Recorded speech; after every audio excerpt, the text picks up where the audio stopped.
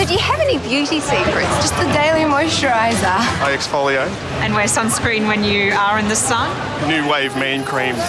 Everybody has their beauty secrets, but when the subject of cosmetic surgery comes up, there's a lot of mixed reaction. Would you ever consider plastic surgery or cosmetic surgery? Never. If I felt that I needed it, yes. I think it's better to go au natural, personally. How do you feel about Botox?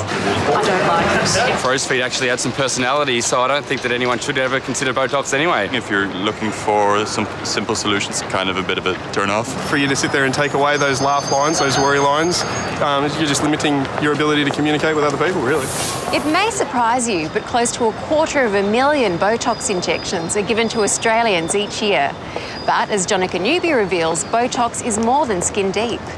A funny thing happened on the way to the Botox clinic, or more precisely, on the way back. The next day, there was a message to ring her, and I thought, oh, God, what's something gone wrong? And I rang her up to see what the problem was, and her emphatic, just very excited voice says, I feel fantastic. Now, I'll interrupt this story because just in case you're wondering, Maureen's patient's Botox wasn't for mere beauty. She was worried her kids were reacting badly to her permanent frown lines. She said, it's affecting my relationship with my kids. Mum, why are you so cranky all the time? In fact, one of them had said to her, Mum, why are you always cranky with us? OK, back to the story. Very excited voice says, I feel fantastic. And I said to her, oh, that's good, And she said, no, you don't get it. I feel really, really good. And I said, well, what, has the frown gone? And she said, oh, not completely, no. But she said, my headache is gone. And I said, oh, I didn't know you had headaches. And she said, no, neither did I really. I think the headache was such a constant presence in her life, this constant tension headache, that she'd just become used to it.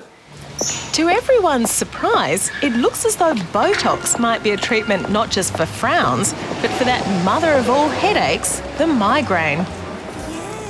This is one of those great stories where a medical treatment accidentally led to a cosmetic treatment, which accidentally led back to a medical treatment. So, to set the scene, here's a brief history of Botox. In the 1890s, botulinum poison was identified after it accidentally killed a few dinner party guests by paralysing them. It's actually botulism, produced by the food poisoning bug Clostridium botulinum. Then in the 60s, it was realised small doses could block nerve spasms in the eye, which is when another doctor realised her patients were also being cured of frown lines, which led to an explosion of cosmetic uses and a guilty new pleasure, Botox spotting. Definitely. Which is how it came to the attention of cosmetic doctors like Dr. Maureen Boyd.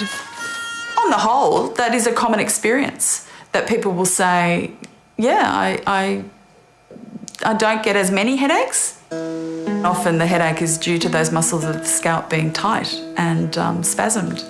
And by relaxing those muscles, you actually treat the cause of the headache.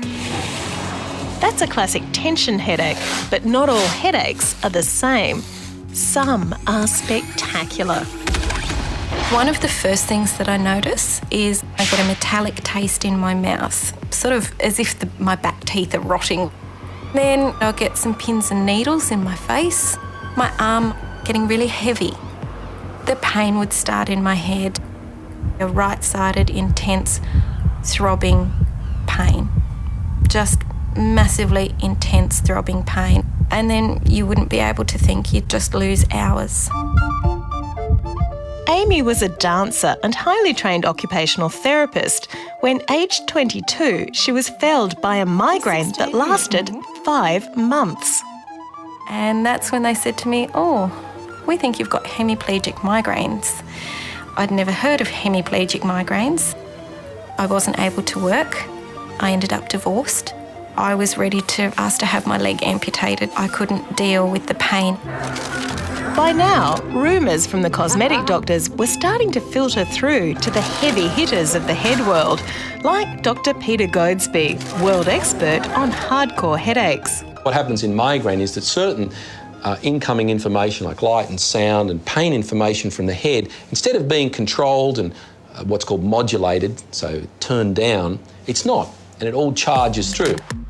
While advances in brain imaging have given new insights into the cause of migraine, We think this area in the brainstem is crucial. our preventive options to date have not been exactly flash. I was on maybe 15 different medications they tried with me. Every single one of the medications has different side effects. My legs would swell so badly I couldn't get shoes on, or my hair would start to fall out. 5 years she went through this, until My third neurologist said to me, let's give it a shot. Don't know whether it will work, but it's worth a shot. the shot, of course, was Botox, and her doctor was right to be sceptical. There were already Botox migraine studies, which weren't very convincing. Well, initial work failed, which is quite unconvincing. But the rumours from the cosmetic doctors wouldn't go away. Okay, I'm ready for my Botox. So a couple of years ago, migraine specialists, including Professor Goadsby, got together to try again. Altogether, you do 31 points. This time with a blue-chip study focusing purely on patients suffering more than 15 migraines a month. I wouldn't have a wrinkle anywhere, would I? And this time, for a lucky subset, it actually worked. It's not like a miracle cure for all people on the planet with chronic migraine. But for the group who respond, it's really quite spectacular, really, I have to say. It's given me my life, yeah. The opportunity to work, to have a family. Scientists still don't understand why it works, but Amy reckons, who cares? And it's got that unfortunate side effect that you'll never look older. Oh, look, it's horrible. It's just so horrible.